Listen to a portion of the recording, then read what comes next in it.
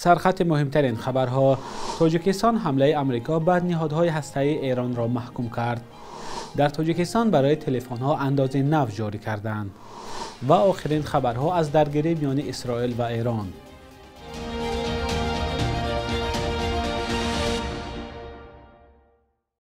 درود بینندگان عزیز، هفته نو را برای شما شاد باش میگویم. برنامه نوید بامدادی است با آخرین خبرهای تاجیکستان و جهان. امروز 23 ایون سال 2025 است. وزارت کارهای خارجه تاجیکستان حمله هوایی ارتش ایالات متحده به 3 نهاد هسته‌ای ایران را قطعاً محکوم نمود. در اظهارات وزارت که شامگاه 22 ایون نشر شد، از آن نگرانی شده است که شدت گرفتن مناقشه میتواند باعث تبدیل یافتن نزاع کنونی به جنگ دوامدار با پیامدهای خطرناک برای کل منطقه و جهان گردد. تاجیکستان از سازمان ملل و آژانس بین المللی عاید به هسته انرژی دعوت کرده است که برای قبول قرارهای فوری قطعی با مقصد راه ندادن به نقض قانونهای بین المللی، پیشگیری از احتمال فاجعه‌های اکولوژی و تامین پایداری صلح و ثبات و امنیت در منطقه تلاش کنند. وزارت کارهای خارجه تاجیکستان گفته است که گفتگوهای دیپلماتی را راه حل مناقشه می‌داند و از تلاش‌ها برای کاهش تنش در خاورمیانه پشتیبانی خواهد کرد. هواپیماهای آمریکا شب 21 و 22 ایون به 3 انشاءات هسته‌ای ایران، فوردو، نتنز و اصفهان حمله کردند. ترامپ این حمله ها را بسیار موفقیت آمیز نامید. عباس عراقچی وزیر کارهای خارجه ایران حمله آمریکا را تکان دهنده و ننگاور خواند که پیامدهای ماندگار خواهد داشت. حکومت تاجیکستان برای آوردن تلفن‌های موبیلی از خارج کشور اندازه نو جاری کرده است. بر اساس قرار حکومت از 1 ایول امسال از هر تلفن همراه که به تاجیکستان آورده می شود 20% باج گمرکی ستانده می شود. در اطلاعیه رسمی خدمات گمرک تاجیکستان آمده است که باج گمرکی حتی از تلفن‌های ستانده می شود که برای استفاده شخصی آورده شدند. شروع از سال 2023 برای آوردن تلفن به تاجیکستان از هر دستگاه 14% انداز از ارزش علاوه شده و $10 باج گمرکی ستانده می شد. تنها بعد سپردن این مبلغ رقم ایمیل تلفن ثبت و دستگاه در حدود تاجیکستان کار میکند. بعضی تاجران از حالا میگویند که با جاری شدن اندازه نو نرخ تلفن در کشور بالا می رود. مقامات تاجیکستان از جمله خدمات گمرک شرح ندادند که هدف از جاری کردن باج گمرکی برای تلفن ها چیست. مقامات بارها از جستجوی منبع های نوی ستاندن مالیات برای پر کردن بودجه صحبت کردند. شورای امنیت سازمان ملل در یک جلسه تنش در خاورمیانه را بررسی کرد. در این نشست نماینده ایالات متحده از حمله آمریکا به نهادهای هسته‌ای ایران حمایت کرده گفت که وقتی آن رسیده است که واشنگتن برای حمایت شهروندان، منافع و متحدانش قاطعانه اقدام کند. نماینده آمریکا به ایران هشدار داد که از بدتر کردن وضعیت خودداری کند. نماینده عراق برعکس حمله‌های آمریکا را خطرناک و نقض کننده سازشنامه‌های بین المللی خواند.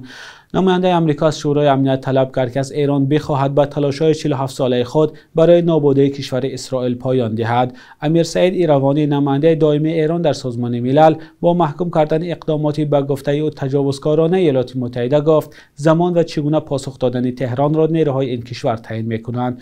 شورای امنیت سازمان ملل در حال وضعیت در خاورمیانه را بررسی کرد که درگیری اسرائیل و ایران همچنان ادامه دارد. رسانه‌های ایرانی صبح 23 ایون از شنیدن صدای ترکش در منطقه‌های مرکزی شهر تهران خبر دادند. خبرگزاری نور نیوز از حمله هوایی اسرائیل به تأسیسات نظامی پارچین در جنوب شرق تهران خبر داد. گزارش‌ها از شنیده شدن صدای ترکش در کرمانشاه و استان مرکزی نیز نشر شدند.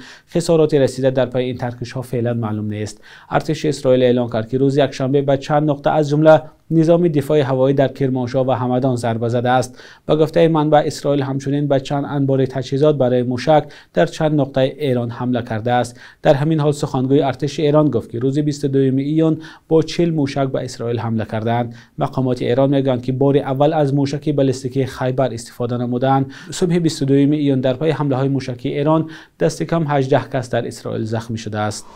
مارکو روبیو وزیر کارهای خارجه آمریکا درباره بستن گلوگاه یا تنگه هرمز به ایران هشدار داد. روبیو گفت که منع کردن روا از طریق تنگه هرمز برای ایران خودکشی اقتصادی است. روز 22 ایون بعضی رسانه‌های محلی ایران گزارش دادند که در پی حمله آمریکا به 3 تأسیسات هسته‌ای ایران، مجلس شورای اسلامی یعنی پارلمان ایران با بستن تنگه هرمز موافقت کرده است. اکنون شورای امنیت ایران باید در این باره تصمیم بگیرد. کاتب دولتی یا وزیر کارهای خارجه آمریکا 22 ایون در صحبت با شبکه فاکس گفت چین را تشویق می‌کند که در این موضوع با تهران گفتگو کند، چون پکین برای انتقال نفت مورد نیازش به تنگه هرمز وابستگی دارد. گلوگاه یا تنگه هرمز برای بازار نفت جهانی اهمیت استراتژیکی دارد. تقریبا از 5/1 ترانزیت نفت در جهان از گلوگاه استراتژیکی هرمز می‌گذرد که خلیج فارس و بحر عرب را با هم می‌پیوندد. مارکو روبیو، کاتب دولتی آمریکا که همزمان مشاور امنیت ملی کاخ سفید نیز هست، اقدامات احتمالی ایران درباره بستن تنگه هرمز را اشتباهی هولناک نامید. روبیو بدون اشاره به جزئیات گفت که اگر ایران تنگه هرمز را بندد، گزینه‌های برای برخورد با این را داریم. در مرکز ناحیه فرخار ولایت ختلان دوربین‌های نظارتی نصب کردند تا حرکت نقلیات به تنظیم درآید. رئیس ناحیه از آن توصیف می‌کند که با یاری دوربین‌ها چند جنایت را آشکار کردند، اما ساکنان می‌ترسند که دوربین‌ها بهانه برای جریمه کردن آنها می‌شود. همکارم محمود جان رحمت‌زاده در همین باره گزارش می‌دهد. دوربین نظارتی در چهارراه‌های مرکزی شهرک فرخار. بعد نصب آن رانندگان و پیاده‌گردان احتیاطکار شده‌اند و قاعده‌های حرکت را اندک رعایت می‌کنند. قبلا در اینجا کسی به چراغک راه اهمیت هم نمیداد. مقامات میگویند دوربین ها نه تنها برای ترتیبات مساعدت کردند، بلکه در افشای جنایت ها نیز کمک رساندند. چه معنی شما یادگیری ما دوام 2-3 متر میبینیم، اما خیلی میبینید پورا همین کامرات تاتو میخرد، شبانه روز کار میکنه. چند حادثه هایی که امروز شده بود همین اساسا همین کامرا یاردام کاری شده. با وصل کرده رفته استودیم مصلحت کردگی از ما دستگیری کردیم یادگیری که همین همه جا کامرا شود. یگان حادثه که امروز روی داد شده شوی حادثه بی‌نیت وای میشد. ویدیو از محل دوربین ها را 24 ساعت در شبانه روز در شعبه کارهای داخلی ناحیه نظارت میکنند. زیر هر دوربین بلنگو هم نصب شده است و بر راننده های قانون شکن هشدار میدهد.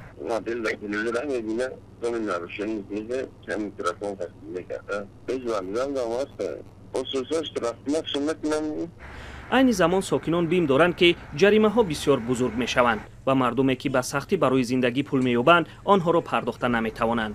دوربین های نظارتی را در منطقه پیش از همه در فرخار و در 10 محله آن نصب کرده اند. با گفته رئیس ناحیه بعد آشکار شدن چند جنایت نصب آنها را زیاد خواهند کرد. همین تنهایی شوی بزرگ همین از دو روز بزرگ راست گپ ماشین بی‌نیاز زیاد شده از ناحیه و همین بزرگ هم تنهایی شوی نیست. یک طرفا موندگی ماشین میدارد برنده میبرد.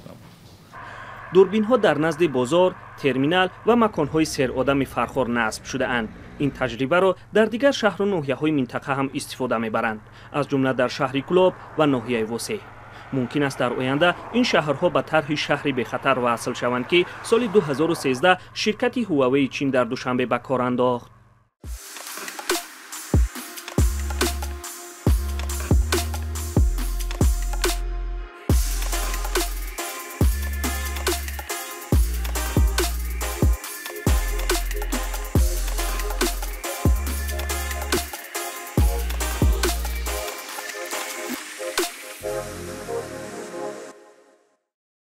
بخش یک روز تاریخ است که مهمترین تحولات تاریخی در روز 23 ایون را فرا می‌گیرد.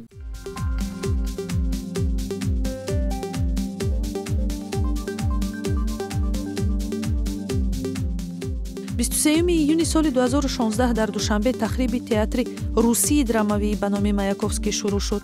تئاتری که سال 1928 ساخته شده یک مؤسسه مهم فرهنگی تاجیکستان به شمار می رفت، مطابق به نقشه کلی بازسازی سیمای شهری دوشنبه تخریب شد. تصمیم مقامات مایه نارضایت بسیار ساکنان تاجیکستان و دوستداران تئاتر گردید.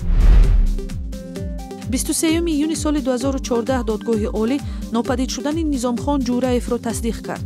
رئیس سابق کارخانه کیمیاوی اسفره و یک شخصی با نفوذ به جنایت‌های اقتصادی از جمله دزدی مبلغ‌های دولتی متهم گردید. قضیه جورایف که باعث به جوابگری کشیده شدن ده‌ها نفر گردید تا حال ناروشن باقی میماند. 23 ایونی سال 2020 در دوره پاندمی کرونا آثارخانه ملی تاجیکستان نمایش آثاری تاریخی را توسط اینترنت براه ماند. این تجربه نادر و پیشرفته برای هنر و فرهنگ تاجیکستان به حساب می رود. صبح امروز در بانک تجارتی تاجیکستان 1000 روبل روسیه به 124 سامان برابر است. 100 دلار آمریکایی باشد تا 988 سامان ارزش دارد. قرب رسمی بانک ملی تاجیکستان برای 23 ایون چنین تعیین شده است.